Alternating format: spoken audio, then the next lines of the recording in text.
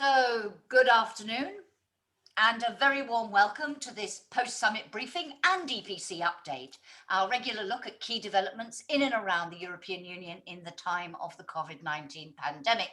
My name is Jacki Davis. I'm a senior advisor to the European Policy Centre, and with me this week, as always, are Janis Emmanouilidis, Director of Studies, and Fabian Zuleeg, Chief Executive. And our special guest this week, joining us later on, is Ricardo Borges de Castro, new EPC Associate Director and Head of the Europe in the World programme. We look forward to hearing from Ricardo a bit later on, as we discuss the outcome of the EU leaders' virtual summit that finished a short while ago.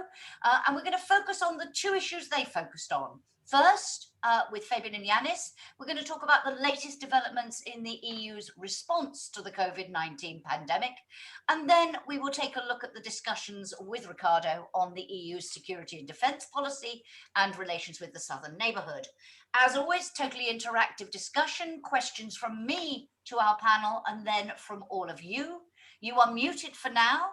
If you want to speak, click on the raise hands button and I will give you the microphone at the appropriate moment. Please just activate your mic then, not your camera, to save us time and technological challenges. If you want to write your question, put it in the Q&A box. And please, as always, my big plea, keep your question brief so I can see at a glance who it's for and we can incorporate as many of them as possible. And if you have any technical issues during the event, please use the chat button to communicate with our wonderful team behind the scenes, Clara and Natalie, and they will try to help you. So let's talk about COVID first. Janis, this is what the leaders spent Thursday evening talking about. What is your overall assessment of the debate on COVID-19? Did it really move us forward, or was it another stock take with elements of wish list in it? Well, I think that overall it was rather unspectacular. There were not so many decisions or new decisions which were taken. They were reiterating things which we've heard already in the past. There is some development with respect to the vaccination certificates, and the Commission was asked to present a lessons learned report by June. So this was something which actually is new, but otherwise, and that was a lot of the observers were characterizing both yesterday and today, both days, as being rather boring, to quote what some have said. But I think that still it was important politically, not because it was widely noticed in the public, but it was significant in order to re-strengthen trust in the Commission, and especially also in the President of the Commission, whose trust in the institution had been severely undermined in the events of the past 6 to 8 weeks. So sending out the signal that the Commission is trying to regain trust, and also that member states are trusting in them, I think politically is something which was of significance. But in terms of content, it was rather limited. Just on the question of procurement, because you talked about the public not really necessarily paying that much attention to it, but have they done enough? There was a lot of talk about speeding up authorization, about production, a lot of emphasis on production capabilities and so on. Have they done enough, do you think, to begin to answer the question that many people are asking, which is, has the Commission, has doing this together as an EU become part of the problem rather than part of the solution? I mean, I was struck by how many people talked about what would have happened if they hadn't done joint procurement. But it does seem, reading the conclusions, that it's a lot of things we'd like to do, but very light on how we might do it. Well, first of all, as we had said also the last time we were discussing this issue, the fact that they have been and are cooperating is the right thing to do. But actually to figure out as to whether they have done enough and are doing the right things over the past weeks, since the beginning of January especially, we will find that out in a month or 2 months' time, because this needs some time to develop. But there is now more action. I think that there are also an understanding for some of the mistakes which have been committed in the second half of 2020 with respect to procurement and to making sure that there will be enough vaccine doses available. So we're seeing that technically there is now more concentration on making sure that the capacity of companies to produce the vaccines and the support for that has increased, that there is pressure on those who are at least sub-delivering, or probably even less. If you look into the pressure, especially on AstraZeneca, we see that both Moderna and BioNTech, Pfizer are honoring their commitments and also saying that we will be able to produce even more in the upcoming weeks and the upcoming months. There were numbers which were presented yesterday by the Commission indicating that in the first quarter of this year, there will in total be 100 million doses which will be put forward. So another around 50 million left until the end of this quarter. And the second quarter that there will be 600 million doses being produced and then also disseminated in member states. So we're seeing that there is certain development. I think there's also a positive trajectory, but at the same time, we're still well behind collectively when we compare it to other players. And we also see increasingly that there are differences at low level, but still there are differences between the member states themselves. Well, so on some that countries, point, on that point, and then I'll come to you, Fabian, but take up of the vaccine is proving to be a really difficult issue in some countries. Belgium, most notably, there are reports that only 1/3 of people are turning up, and we're at key health worker stage. We're at people who you would expect to get the vaccine. There's been criticism of Angela Merkel and Emmanuel Macron for what they've said about the AstraZeneca jab and so on. Was there any, you talked about trust earlier, was there any discussion at the summit of a sort of unified message of giving people confidence in the vaccine, or did that not really come up? I think that they're trying to show give that unified message of trust in what we have decided, which the vaccines have gotten a green light, also trust in AstraZeneca. But I think that if you look into the problem in individual member states, I think you will soon realize that these are very national issues and which are happening also in the national debate. So if you want to convince the Belgians to go and vaccinate themselves, you have to do that largely at the national level. And now with respect to having the doses available, that is something where actually we have decided that this is something which the European level is very much up to responsible for. But with respect to the public discourse and also making sure that people actually go and are ready to be vaccinated, that is something where the European level can send out a message, but at the end of the day, it's the national level which has to deliver. And here I think some member states are doing better than others. And we're seeing that also the numbers are showing that. So overall, around 70% of the EU population have been vaccinated, but there are severe differences between member states. 7% of the EU population, overall. 7% of adults, have been around 7% have been vaccinated. But the numbers differ from member state to member state. And also the acceleration, the pace of people being vaccinated. Absolutely.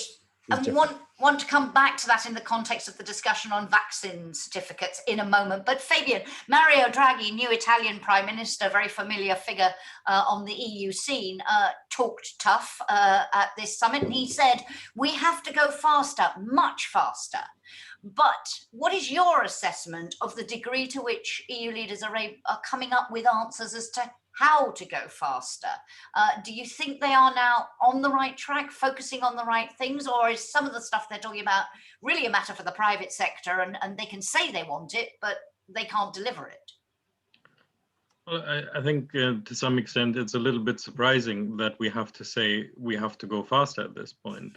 That should be an obvious point, which was there from the beginning. And we are actually seeing that in those places where they have gone faster, they are starting to already see the impact it is having on the numbers. And I think this is something where the European Union really has to get its act together. So it is good that someone talks tough, but then the question is, as you rightly say, how do you translate that into reality? And there seems to be a bit of a disjoint between the rhetoric, between what is discussed at the European level and what is happening on the ground.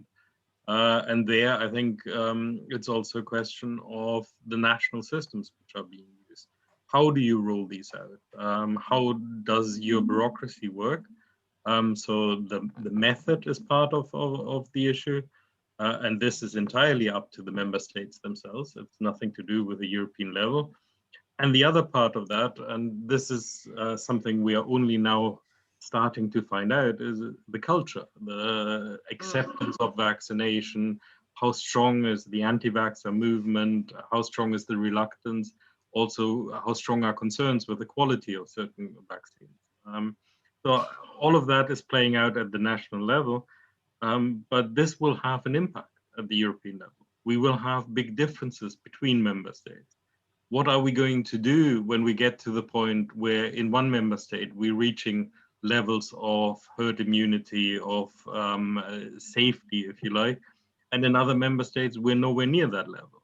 What happens if we are in some places permanently below that herd immunity level because there's a big proportion of the population which is refusing to get vaccinated?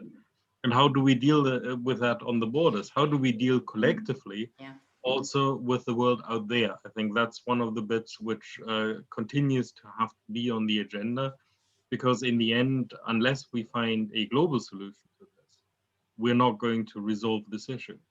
Indeed. And also a related question to that, of course, is public perceptions. If, as you say, a lot of this is now what's happening at member state level, but easier for governments who aren't doing it so well to say it's to do with the procurement issue, it's to do with what the Commission did at the beginning. So we risk, once again, the EU getting none of the credit for the bits it gets right and all of the blames for the bits it gets wrong. I know you want to come back in, Janis, but a thought from you on that, Fabian, and then I'll come back to you, Janis. No, absolutely. And I think we are already starting to see that in some places where there are vaccines, it is still not actually leading to the high levels of vaccination which are needed. So it is not just a supply question. That's not an excuse to say everything has gone right and we didn't make mistakes at the European level. I mean, clearly there have been things which should have been addressed. And I think it is good also to do some form of lessons learned, but that shouldn't distract from the action which is necessary now to get the vaccinations out there. And Janis, I mean, this issue about the big differences between member states, and Fabian raising the prospect there of long-term, those differences becoming entrenched for the cultural reasons that we've talked about. What was discussed at the summit in relation to free movement generally and the decision of some countries, most notably Belgium, with its ban on non-essential travel, but also Germany on some of its borders and so on?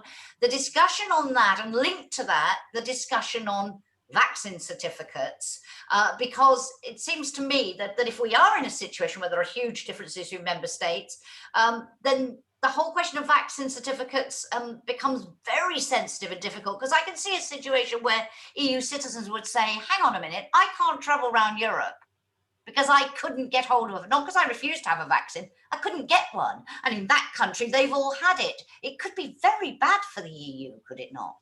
Yes, well, let me first go back to the previous point you were discussing with Fabian, because I think my prognosis is that in a month's time, in 2 months' time, you will see that the differences between member states will be increasing. Now, percentage-wise, if you would compare member states, you would see that there are already differences, but the numbers are still very low in general throughout the EU. If numbers go up in certain member states, and you will see that other member states are not delivering at the same speed as other states are doing, it also, by the way, will be more difficult to blame the EU for that. Because then the question is, what did individual member states get wrong? How are they communicating about the need to vaccinate? But then let's also be aware that people are looking around themselves. So if they see that in other member states, people are going and being vaccinated, I think that will also be pushing the debate and members in other member states to reconsider as to whether they should be going or not. Now, linking it to the vaccination certificate. I'll start there and then go to the free movement. I think this is something where some member states have been pushing. They have been pushing out of strong national interest, also because of economic interests, especially the countries which are dependent on tourism are very much pushing. But I think that in general, the certificate will come. It's just a matter of time.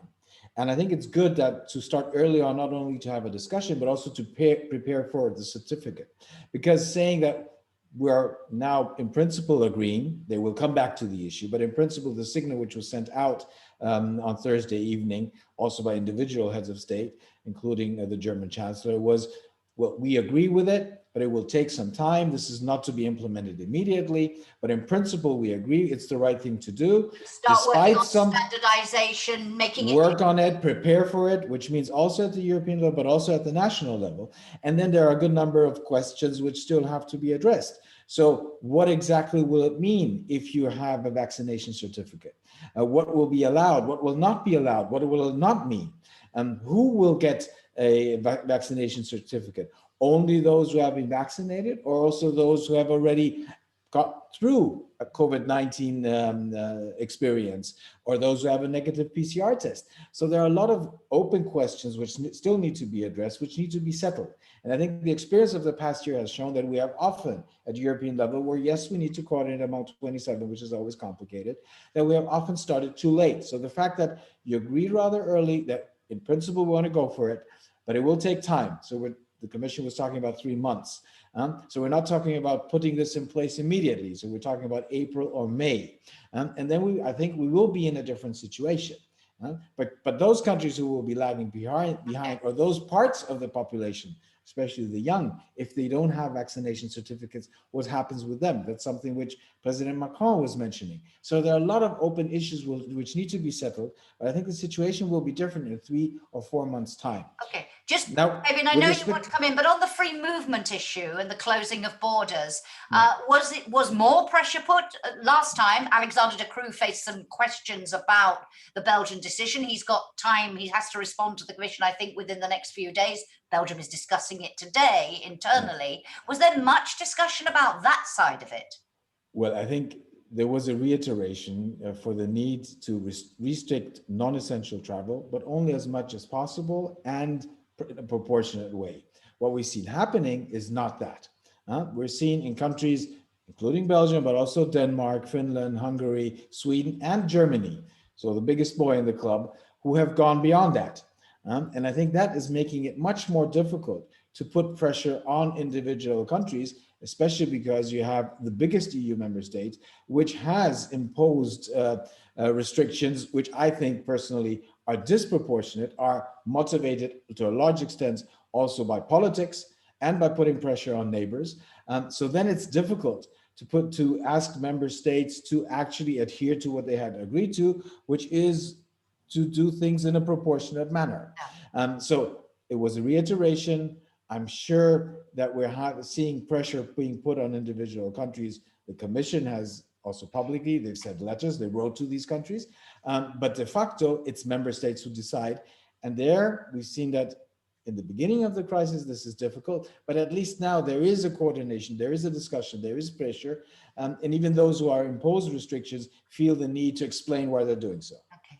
Fabian, your assessment both on the vaccination certificates and on the free movement question, and really a political question about what the Commission does on free movement, because I'm wondering, to the extent that it can do anything about countries going their own way and doing things which it regards as disproportionate, as Janis says, letters have been sent, but would the Commission be politically wise to push this very hard, do you think?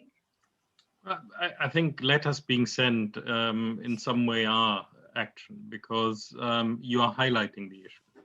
And I'm not sure that the Commission can do much more at this moment in time than to highlight the issue, to ask for explanations, to force the countries to justify why they're doing what they're doing, and to show that there is a thought process behind it, there is review behind it.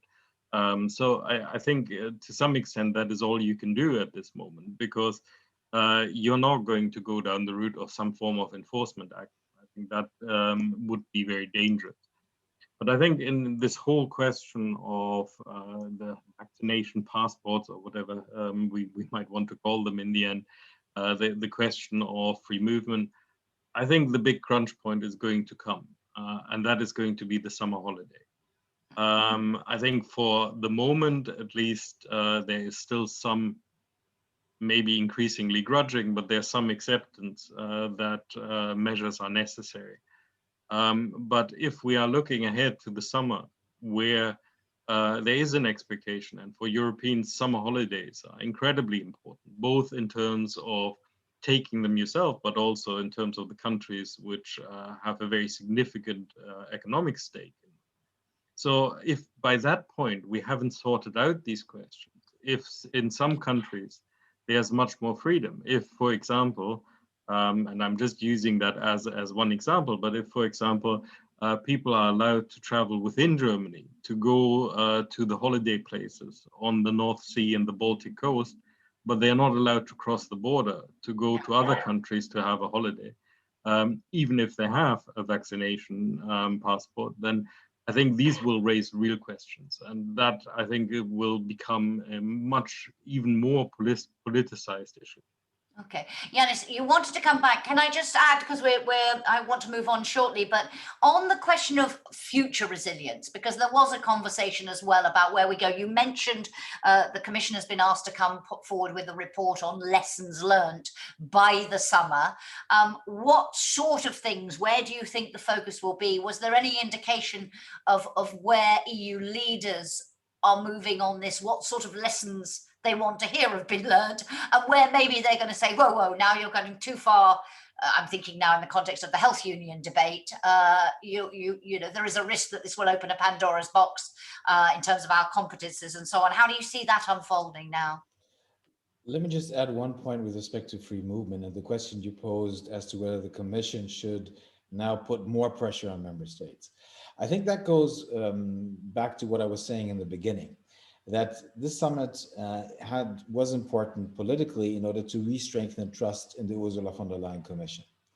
And what we saw when some member states imposed the restrictions and the Commission then criticized them for doing so, the immediate reaction was, you know what, I'm putting it a bit bluntly here, care about your own problems and your own responsibility, make sure that you will be able to deliver vaccines and doses to us, which is your job, and let us protect ourselves because we're in need of protection because of the situation on the other side of the border being as it is.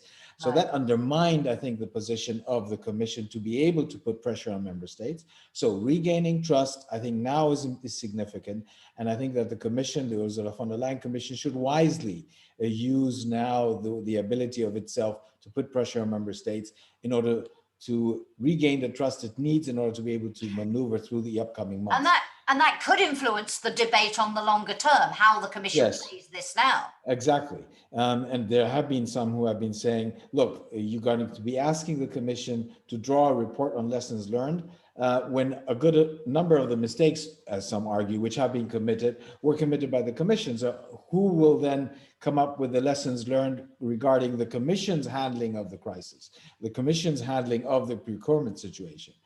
Whereas we said last time, I think there were mistakes which were committed in January, February, but if you look from May to end of last year with respect to procurement, there were good reasons why there are certain delays. And now safety first, as we were discussing, is a key issue because in some member states, as you were saying with respect to Belgium, but also others, people do not go to be vaccinated because they fear of what the vaccination might mean. So there was a good reason to put safety first. Now, with respect to the health union and the lessons learned report, I think what is important is that we still do not know what actually we mean by a European health union.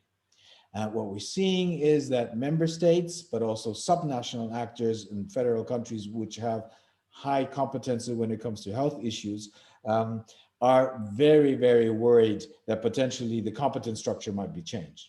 So I think what the Commission would be well advised to do is to concentrate on the aspects of having competences, of having rules in place, of having instruments, of having institutions in place in crisis situations. There is a danger that the Commission might try to use this to create a European health union where also under normal conditions, the Commission will have and the European Union will have a strong say, and I think that will create opposition from a good number of actors at member states level. Which, by the way, also means that we will probably see that this will be one of the issues which will have to be discussed within the Conference on the Future of Europe once it starts. Absolutely. A final question on this, and then I'd like to bring Ricardo in and turn our attention to Europe in the world. But Fabian, it relates actually to something I don't think it came up at the summit, but it was talked about earlier in the week, and we have seen messages going out from Charles Michel and Ursula von der Leyen about the Recovery and Resilience Facility and the speed of ratification by national parliaments of the deal that was struck. Some concern beginning to be expressed about how long it's taking. You have warned many of these updates about the urgent need to get this money out there and moving, and indeed the potential we're going to need more. Are you concerned? Is this a minor hiccup that will be quickly resolved, or is it becoming quite serious in terms of the delivery of the facility, do you think? I think it's a question of what you should be concerned about. I think am I concerned that we will not get there in the end?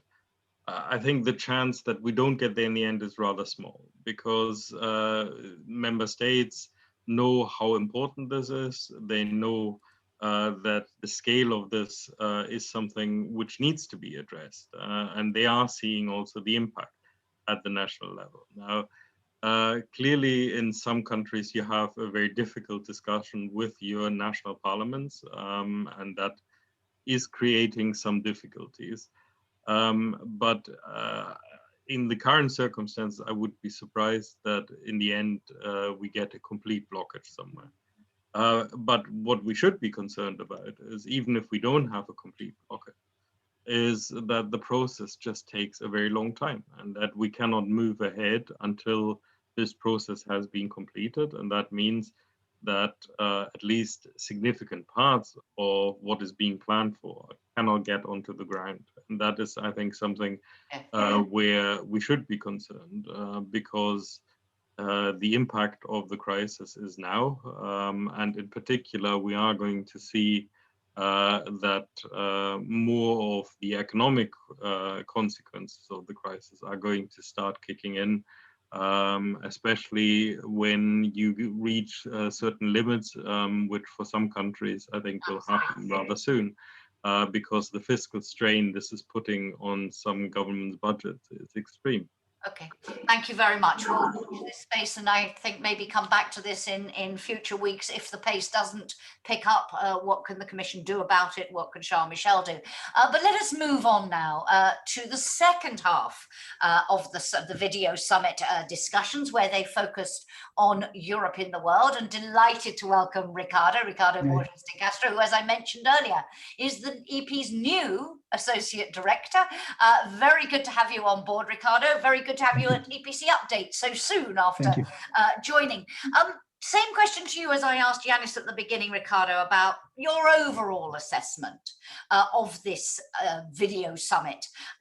Did it really move us further? I must confess, I watched the press conference at the end of it and was struck by how little they seemed to have to say in concrete terms. Am I being unfair? Did it really take us any further forward? Thank you, Jacki, and delighted to be with you. No, I think your assessment is fair. I think it didn't move us, much further than when we were where we were.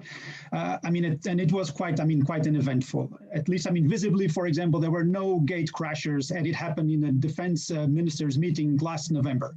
At least visibly that we could see. I also, but this, invites me at least a reflection on my side. Which is, I'm a little bit surprised that leaders, at least at this level, decided to have such an important discussion on security and defense via video conference. I think this, either we trust a lot our cyber defense or cybersecurity systems, or we are being a little bit complacent, or maybe, again, there was not so much to discuss that we went so much in detail that actually we could have a meeting in this format. So it might have been better to wait until they could meet again face to face. But if you delve into the council conclusions and listening to what was said by Charles Michel and Ursula von der Leyen afterwards, were there things you would pick up on and say, actually, it may not look like a lot, but some important things did happen, were said? I think there are 5 on the defense, on security and defense. I think there were 5, let's say, broad areas, covered, which was, again, the strategic autonomy. then, partnership partners. So NATO and, the Secretary General of NATO was there to open, the meeting with an exchange of views. Then, of course, they mentioned, the UN and regional organizations. And then, of course, the United States. Then probably more inward looking on a deepening security and defense cooperation among member states and looking more at capabilities, civilian and military capabilities, investment. So more on sort of a lot of projects that are already ongoing. Then, cyber security, hybrid threats, and disinformation, and then finally the strategic compass, which is an ongoing process now in the EU.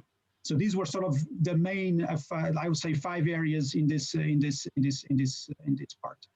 Could you tell me a little bit more about the strategic compass? Work, I think, only just really beginning, but what is it designed to do? And is this the same as, is this the sort of roadmap to strategic autonomy, or is it something different? I mean, to answer very quickly to your second question, I think it's a building block, but not a sort of so much of a roadmap, but it's a building block of strategic autonomy. At least that's my assessment. The strategic compass, basically what it attempts to do is to provide guidance and coherence to EU security and defense policy, and also trying to foster, let's say, a sense of common strategic culture. Because this is really what is needed, at least in the thinking of leaders and experts, is that for us to be able to move and to have a more functional security and defense policy, you need to move to this state. I think where the conversation can get interesting is that, I mean, the idea is to have this strategic compass adopted in the March European Council in 2022 under the French presidency. But because this is a common security and defense policy document, it needs to be adopted by unanimity. So this, of course, raises immediately several issues. I think the first one, and this is a little bit, what has been in the conversation, needs to be an inclusive, process and document that brings all member states on board. But then you have, let's say, as in the previous, financial economic crisis, we had this tension between solidarity and responsibility. In this case, you have a tension between ambition. So those member states that want to be more ambitious about, the steps that the EU will take on security and defense, and those that believe that we need to be more realistic. And in a sense, I mean, the strategic compass is a process that starts in a transition from the Croatian to the German presidency. So I would say more on the realism side, and it will end on the ambition side. I would say that probably for the better success of the process, it should have been inverted. It would have been better to start with a lot of ambition, because we know by the nature of the debates and trying to come up with, conciliating interests, it will end up a more realistic document. There is an issue that I believe some are concerned, is that some member states do not want this to be sort of just a common lowest denominator document that, again, it's just another piece of paper that then has no follow-up. And so I think in this respect, there is also an attempt to define goals and timelines on how these things should be implemented. Absolutely. Just one other issue before I bring in Fabian, please jump in here, and then we'll come back. I want to talk about NATO, but we'll come back on that. Fabian. I mean, just a reflection from me. There are 2 impressions I'm taking away from this. One is a little bit that EU leaders still seem to be a bit like rabbits in the headlight. That there are things changing around the world, but we don't quite know how we should position ourselves, and as a result, we don't move at all.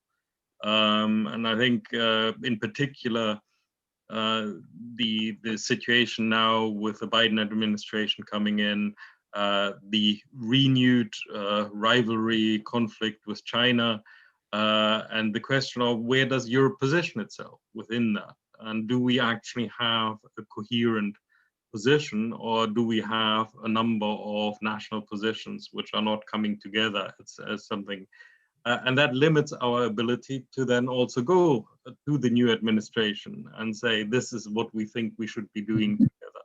So I think that's one of the impressions. The other impression is that I still think we have not made very much progress on this question of, do we want the European Union to be a geopolitical actor or not? Do we actually want to do this together at the European level or not? And I think there are different answers in different countries, and that doesn't help. But as a result, I think what we're seeing now is exactly that we have a virtual summit, but where very little of substance is actually being put on the table. Thank you. Janis, you wanted to come in.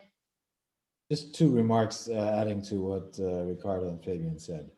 One, I think there's a link between what we were discussing earlier, because you can see that the entire political attention is being devoted to the COVID-19 crisis, to the situation in the member states with respect to vaccinations, to the ability to overcome the health crisis. This is where all the political energy is going into. And I think that's something which you could also see at this summit where, and we were discussing that even with respect to COVID-19, that progress is not that strong, but having then the ability to progress in other areas, I think there's not enough political attention and capital, which can be invested into this. And the second point reflects a bit on what Fabian was saying. Yes, we don't actually know what we want.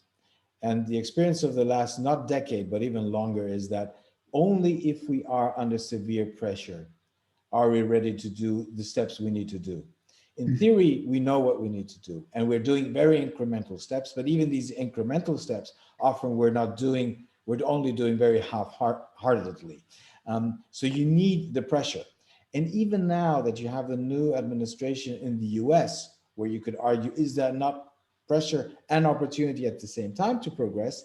I think I would agree with Ricardo that at least with respect to the level of ambition, we're still at the low end. So it seems we need to be having even more pressure. And I think at the end of the day, for us to get our act together, and I do not know when it will happen, it will only happen if we are forced to do so, and not if we politically decide that it's the right thing to do. Thank you very much. Ricardo, and if I could add to that, Ricardo, because I'd like to bring another element into this conversation, which is the question from Jamie Shea, who says, on strategic autonomy, do we have any indications that the Biden administration will take a more favorable approach? What about PESCO? Is it delivering any results? I was quite struck, Ricardo, in the press conference, again, talking about strategic autonomy, but underlining several times, it's all also about the importance of taking into account the various alliances, strategic partnerships the EU has. NATO Secretary General was there, Jens Stoltenberg. Is there a concern that this strategic autonomy message may be coming across wrong to our partners and allies? What were they getting at with that? I mean, I think there's definitely that risk, because as we just, as Fabian and Janis just mentioned, I think we have not yet even agreed among ourselves what strategic autonomy means, right? So I think there is still, that debate is still ongoing.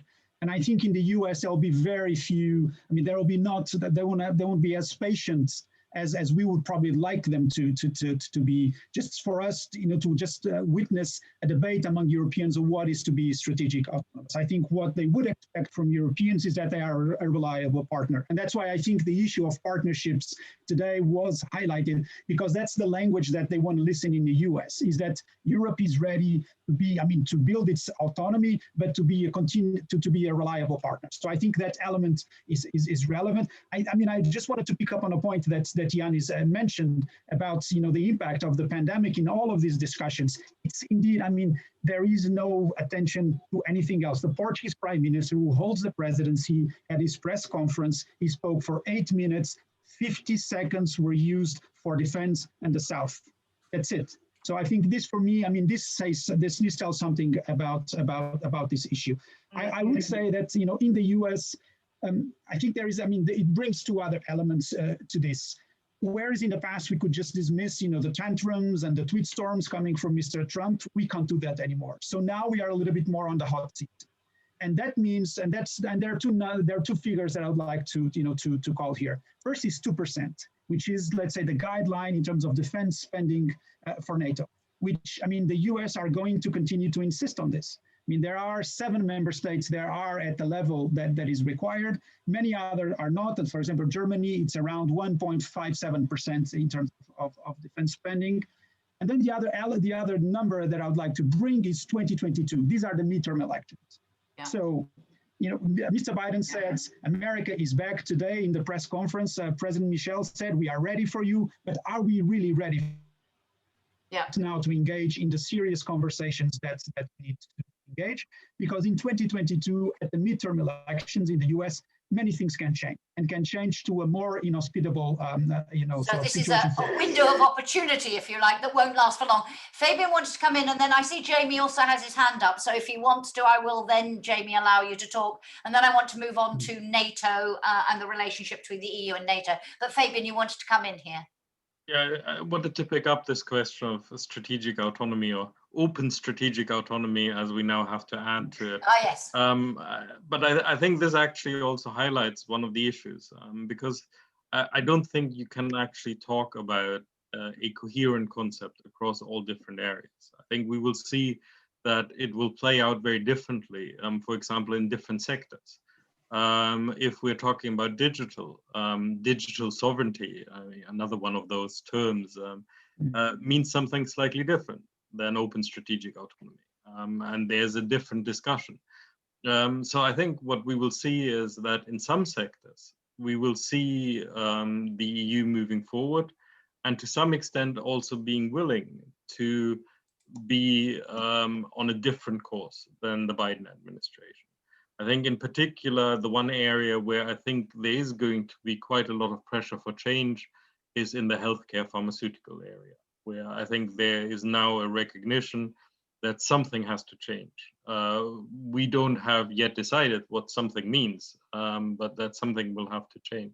I think in other sectors, it will be much more about also following the American lead. So open strategic autonomy also in some areas will be applied in particular with particular countries. So it is aimed in some areas more or less explicitly at China. So I think it is a much more fluid concept, which differs across different areas of policy. Thank you. Janis, you wanted to come in, brief if you would, then I'd like to come on to NATO and also to our southern neighbourhood issue as well. We mustn't forget that. I'll be very brief. Two comments, one related to strategic autonomy. And I want to reiterate what Fabian was saying. We need to break down exactly what we mean by strategic autonomy in the different sectors and specify what we mean concretely in the different areas of what needs to be done.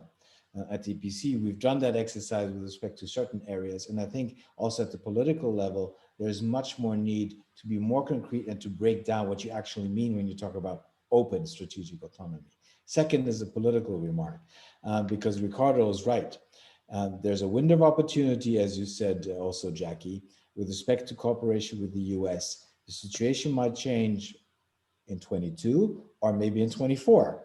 So we do not know how long this window of opportunity will be open, but there's a good chance that there will already be changes in 22. The problem is that we are having elections in Germany at the end of this year. We're having the French presidential elections, and Ricardo was citing the numbers with respect to Germany. It's not only the numbers in terms of defense investment, but also the political investment which Germany is doing. And the next government, there are two potential coalitions. One is black and green, so CDU-CSU and the Greens might be more hesitant. And the other option is that you might have a coalition of three smaller parties involving also the Greens, the Social Democrats, and potentially the Liberals, which is an option which is being discussed in Germany now. That also would make it more difficult politically in Germany. So it doesn't look that rosy, unfortunately. Thank you very much. Let me just turn, Ricardo, now to the question of NATO. Oh, by the way, can I just ask you, as an aside, Secretary of State Blinken's decision to not only speak to the Foreign Affairs Council, but bless him, to sit and listen while all of them did their tour de table afterwards. I don't recall that happening before. Was that a break with precedent, or is my memory failing me? I mean, I think there had been a precedent with one, I think with President Obama, and he was not so happy, but I'm not sure that he had to listen to all the leaders. But so, I mean, actually this is attending really a ministerial meeting like that. Yeah. But I think, I mean, it's really, go ahead. No, I wonder what that tells us about the new administration's attitude towards Europe.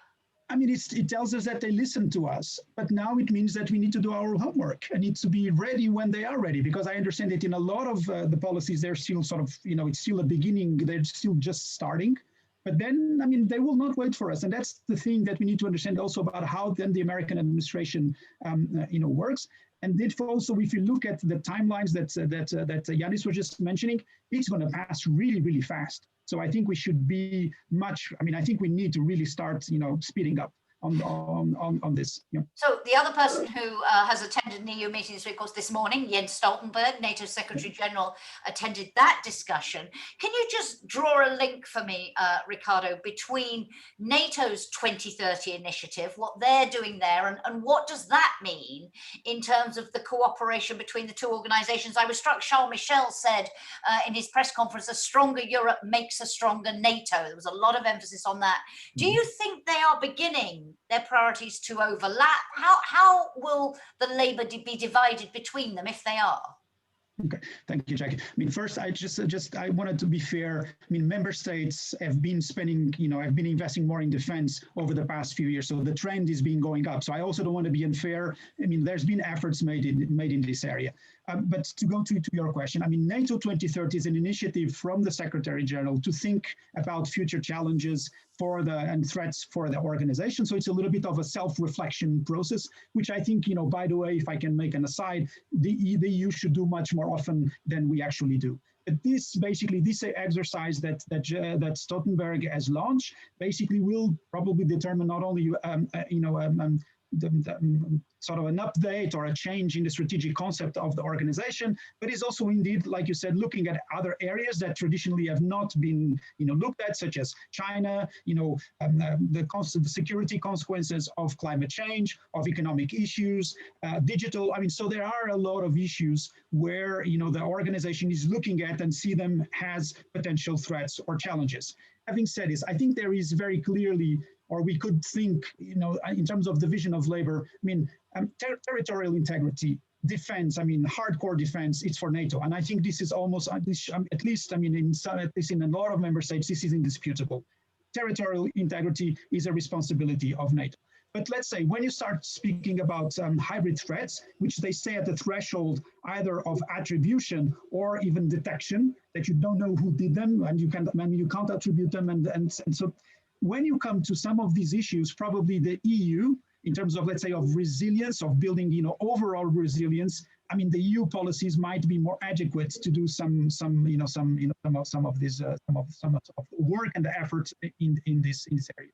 I do believe that, I mean, this tension is there on what the NATO and the EU should do. Of course, I mean, there's a lot of cooperation going on. I mean, if we look to the past, I mean, the cooperation between NATO and the EU became much stronger, starting in 2016. I mean, with the change, of course, of the environment becoming more challenging. So, I mean, there's been a lot of developments in that respect. So I also don't want to undermine the work that has been done. But clearly, I think when we can have a more sort of, serious discussion, maybe we should think what is best for NATO to do and what the EU can do. And also, I think we need to remind ourselves also of the role that the EU has in crisis management or in crisis situations. Okay. Our civilian and military missions in our neighborhood. I think that's a relevant element that we should also be able to do. I want to come to the neighbourhood in a moment, but let me just to Jamie Shea's question. And Jamie, I can't allow you to talk at the moment. I think maybe it was only your written question that's indicated. If you do want to speak, if you press the raise hands button again, I might be able to give it to you. But on the question about PESCO, Ricardo, and is it delivering any results? And Philippe Dubuc, on your point about the 2% and wanting to be fair, says even if EU member states spend 2%, this will not be sufficient to have coordinated action between them. In what areas should we act more together? Quite struck by the emphasis, particularly Ursula von der Leyen was putting in the press conference on military capabilities and pooling. Quick thought from Ricardo, then I'll come to Fabian and then Janis, and then we must turn to the neighbourhood before we finish. Ricardo. I mean, I think the PESCO instrument, which is, the permanent structured cooperation among member states to build capabilities, and which is, I mean, some of these projects are funded by the European Defence Fund, which actually needs to enter into force. I think, some of these projects are more relevant than others, I'd say. And so I think the beneficial part of these projects is actually to have member states cooperate with one another and also to involve the European defense industry or SMEs, and so a broader ecosystem around these projects.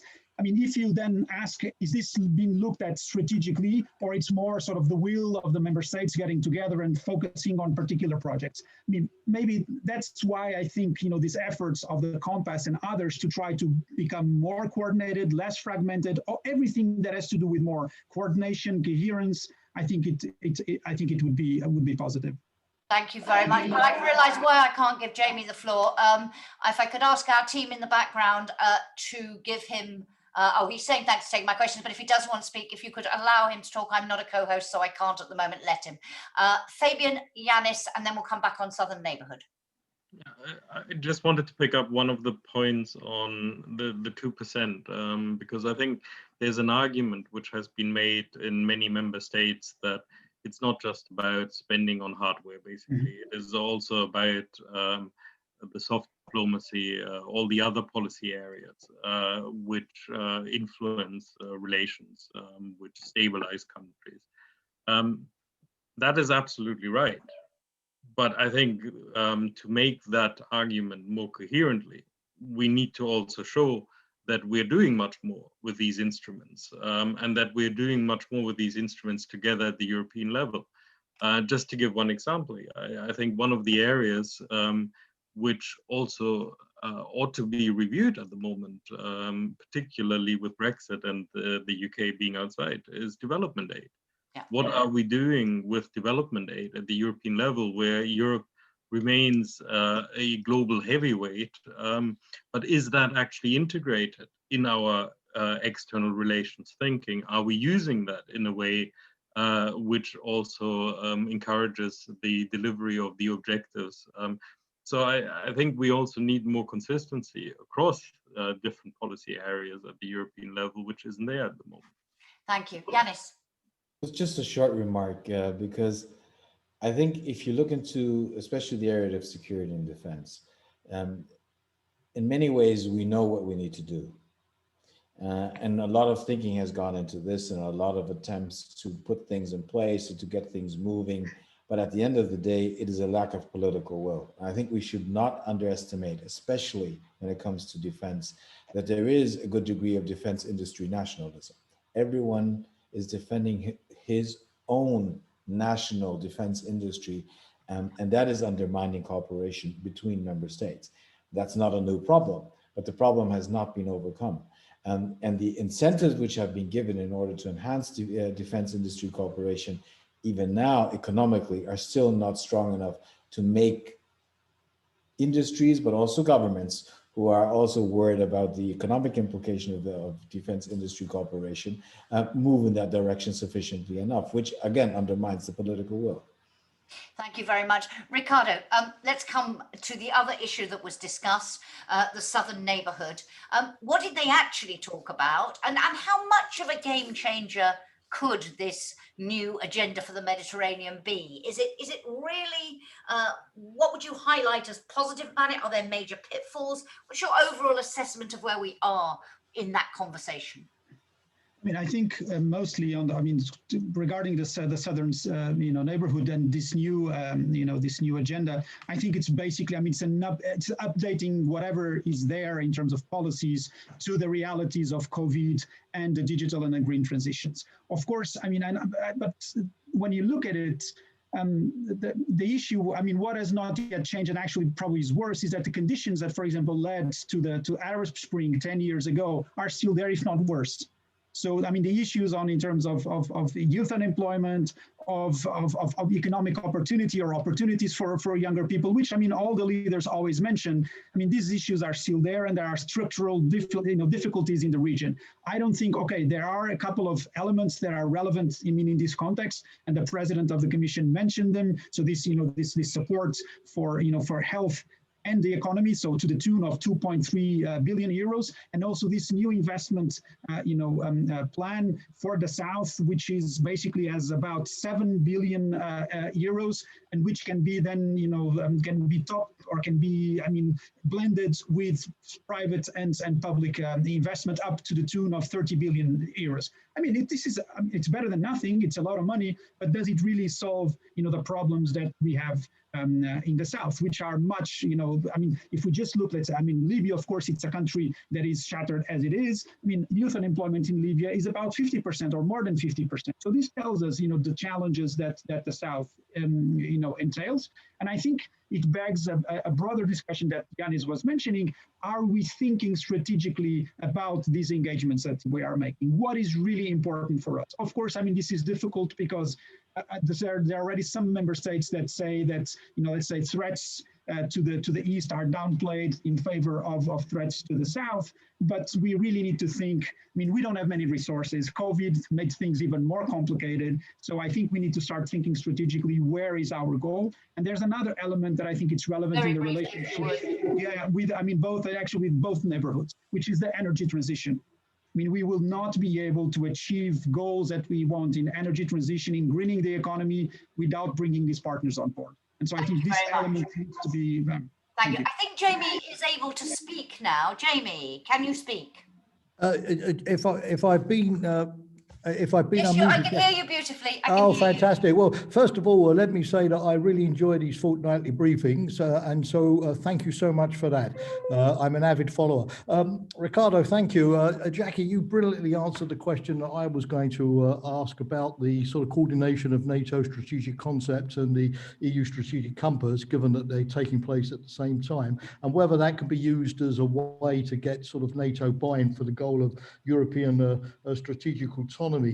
But what I'd also like to ask Ricardo is about the Franco-German relationship. This is absolutely crucial for European defence. But although they sort of proclaim in declarations their willingness to work together, we saw this week that, for example, on issues like the future of sixth-generation aircraft projects and other defence industry projects, they often seem far apart. And of course, we have now a political change coming, whatever happens in the elections in Germany later on. So to what degree can France and Germany still be the axis of European strategic autonomy? Do they have the kind of similar understanding of all of this?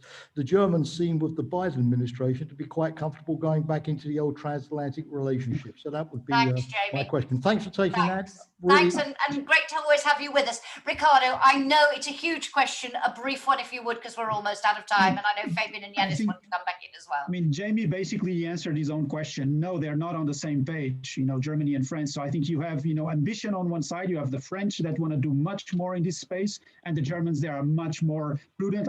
Both Janis and Fabian can explain this better than I, but I think history, tells why Germany has the position that it has in this, I think, in this respect, into military, and projection of power and so on and so forth. So. Thank you. I'm going to give the floor to Fabian and Janis, but I want to just throw a question at you all to answer in this final round very briefly, if you would. To you, Ricardo, and it's the same to all of you.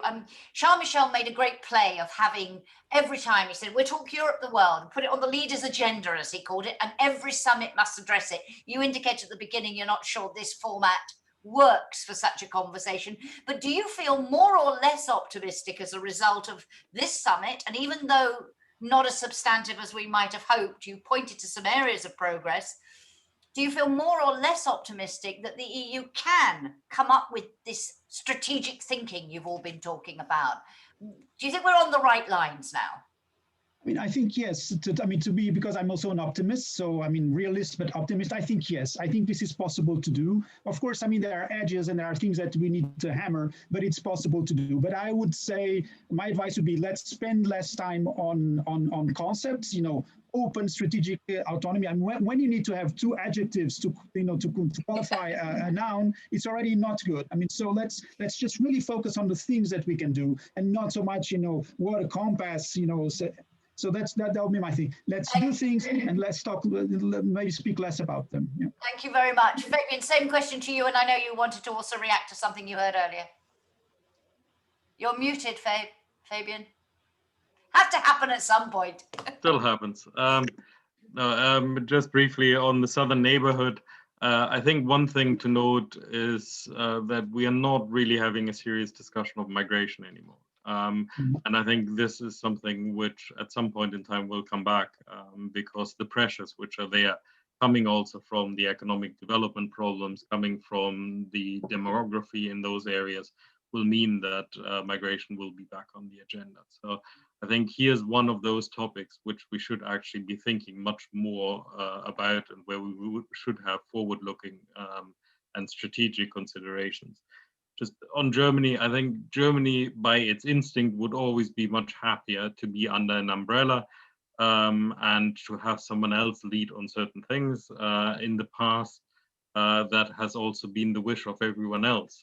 So I think there is a movement in Germany, but it's slow, and there are historic reasons why it is slow, but it will have to develop. But on your question, Jacki, it's not enough to...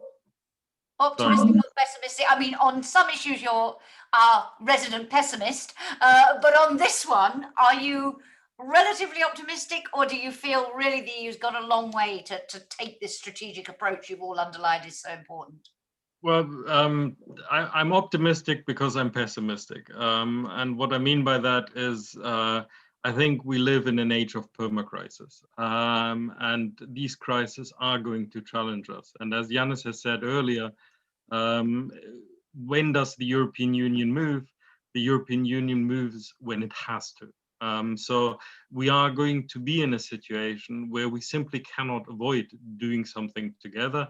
So putting it on the agenda or not is not really the important thing. It is about realizing the challenges which we are facing. Which very much links to Ricardo's point about focus on the things, the concrete things, not the big airy-fairy concepts. Janis, final brief word, if you would. With respect to developing further cooperation in the area of security and defense, and also with respect to further developing a strategic culture in Europe, which we actually need, I must say that I'm rather pessimistic. I've been following these debates for decades, and we are moving extremely slowly. At the same time, we are moving. Also, the German strategic culture of today is much different than it was 10 or 20 years ago. However, it's not up to actually what the pressures are. And it won't become easier after the next German election, as I said earlier. With respect to open strategic autonomy, my advice would be concentrate on those things which now seem extremely obvious because of the experience of the COVID-19 crisis. There is more political momentum, there's more political energy, and more readiness to invest political capital into those aspects where we have clearly seen that we are lagging behind. Whereas in security and defense, I think we would invest a lot of energy and not get to where we want. However, and there Fabian is right in what he was talking about the perma-crisis, at some moments, there will be a moment of truth. We will, as Europeans, be pushed to do much more. But I fear that when we will be pushed, and it will be severely being pushed also by external actors and crises, we will then have lost a lot of time to have been prepared better than we could have been prepared for that moment of truth, which will come at some point in time. Thank you very much. And on that note, I just want to thank all three of you, particularly Ricardo. Great to have you with us. Please do come back for another update soon. Thank you to Fabian and Janis. Thank you to all of you for listening and for your comments and questions. A couple of publications to draw your attention to before we go. One published today on how the EU has to take the lead, it argues, in the US-Iran diplomacy in order to save the nuclear deal. And if you haven't seen it already, Ricardo's first commentary since he joined the EPC on strategic autonomy, and they're linking it to the vaccine wars, to what we were talking about in the first half about COVID-19. Please do take a look at that, published earlier this month. You'll find it on the website. Events next week, there's a lot going on. Tuesday, on the EU's climate adaptation strategy. Wednesday, goodness me, the EU's new trade strategy, the Circular Economy Action Plan 1 year on, and the Transatlantic Strategy, busy day Wednesday. Thursday, an event on health and climate change. Friday, an event on Ukraine's domestic and foreign policy priorities. So lots to catch up with next week, and I'll see you back here with Fabian and Janis, I hope, in a couple of weeks' time for for our next update. But it only remains me to wish you a very pleasant weekend. It's not quite as warm, but if you're watching us in Brussels, at least it's sunny. Let's hope it lasts, and stay safe. Thanks very much. Bye, everyone. Bye. Thank you. Bye. Bye. Bye. Thank you.